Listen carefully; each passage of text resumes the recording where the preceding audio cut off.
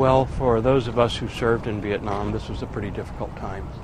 There were a lot of tragedies associated with that war, many of which are on this wall behind us.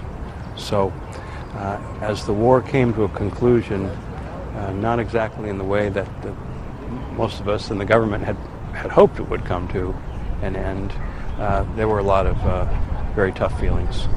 The main thing that's changed is that the veterans who are returning now from two wars that are not very widely supported by the American public. The difference is that the warriors and the war have been separated. That people may disagree with the war, and most people do in Iraq and Afghanistan, but in fact the veterans are not vilified the way we were. So that's probably the main thing that the society has learned, is to separate the war from the warrior. Well, the implications of the memorial are profound, certainly for the actual military participants. This was, their welcome home was this memorial. And this was a memorial that we Vietnam veterans built, with our own money. We didn't get any help from the government financially.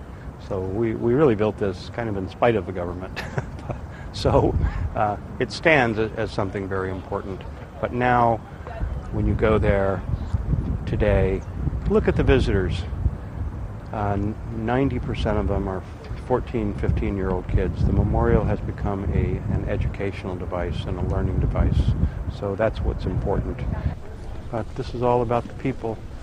And as you look around the age group, this is not exactly a complete cross-section of America, but this shows what an educational device this is and what an amazing place it is for people to better understand a part of their nation's history, which is particularly poignant as we commemorate and remember the 40th anniversary of the final combat troops returning from Vietnam.